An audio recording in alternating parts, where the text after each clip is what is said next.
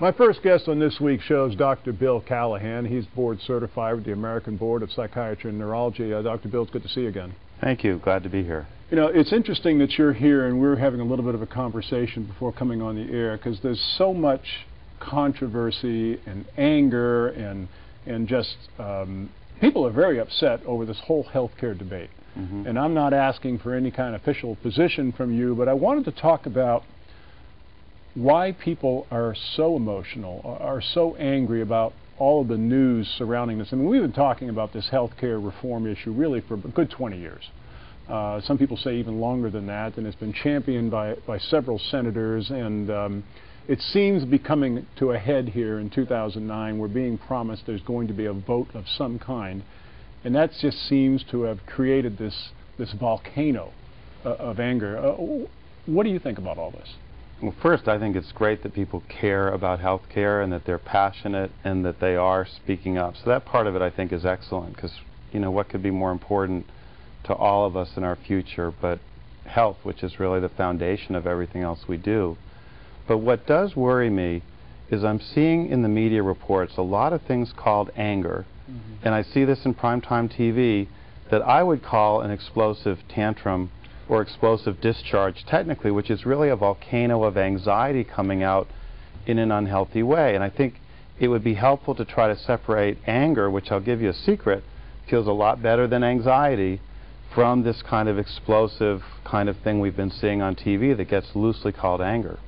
Now, you've kind of compared it to a 5-year-old tantrum in Toys R Us when he didn't get the toy that he wanted, and you're carrying him up out of the store, and he's screaming and kicking as you're getting your way to the car.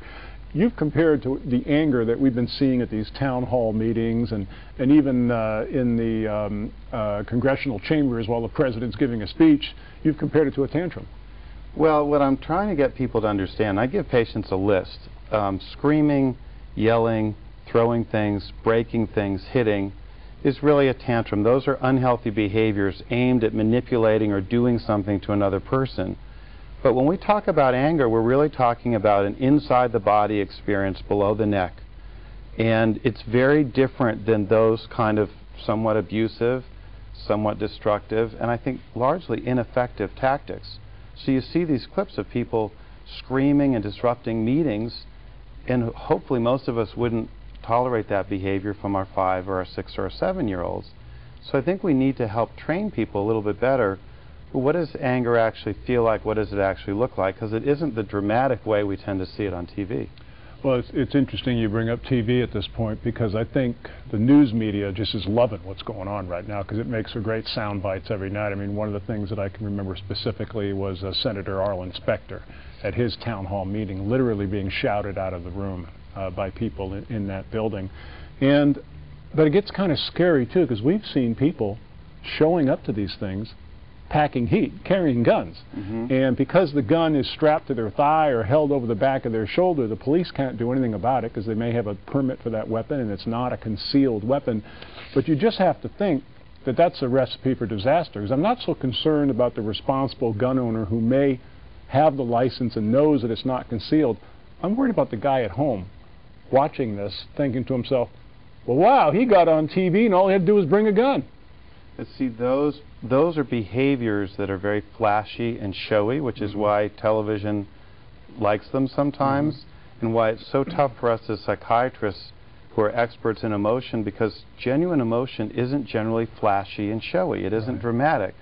So, for instance, feeling angry about changes in healthcare is totally understandable, but if you're feeling real anger, it causes heat, power, strength, really clear, sharp senses inside, and if you think about it, you can use that power, heat, and sharp, clear head to say things quietly and powerfully, to clean your house better than you've ever cleaned it, if you want to put the anger into that, to working out harder than ever. It doesn't have to involve a gun.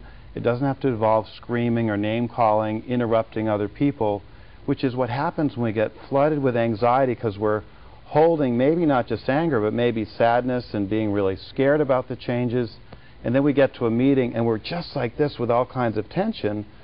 And about 80% of people when they come in my office and say they're angry are going to describe all fear, anxiety, tension symptoms because they learned early in life to hold that anger down. So half those people that I see that they're getting called angry, or they call themselves angry in the media, I can look at them and see them shaking and can hear the shaking in their voice, the lump in their throat, see them sighing and taking deep breaths. Well, those are all fear and anxiety symptoms, but a lot of people think that's their anger. And so it's sort of like calling orange red. You know, if all your life this is what happens to you when you think you're angry, well, you're really in a dysfunctional state at that point. Your mind gets fuzzy. That's where people do things that they might regret later when they're really anxious and confused. I mean, it's interesting because 30 or 40 years ago, this kind of issue would have been talked about for 5 minutes on Walter Cronkite, and the rest of it we would have read about it in the New York or LA Times. And now we're looking at MSNBC or something, and they've got a 6-way split screen with fiber optic feeds coming in from all over the country, and all 6 of these people are yelling at each other. And that only can get people fired up on the viewing end. And like you said, get these emotions going, whereas if you were reading it in the paper, you're kind of calm reading about it. Well, and the funny thing is I'm used to seeing economists saying that, you know, financial decisions are really not that emotional, and good financial advisors there's not a whole lot of emotion in it, and yet I see the same thing going on in the financial shows, that you've got experts screaming and shouting all over each other. And we've been doing PET scans and functional scans of people's brains when they're making financial decisions, including professionals, and seeing all the emotional parts of the brain light up. So I think we have a lot of work to do, and a lot of my work is really focusing on that emotional level because it can be such a healing force, but not if you think these dramatic, explosive discharges are what emotions is, and that's really confused a lot of people. So I guess good advice as we run out of time here is take a deep breath and relax a little bit.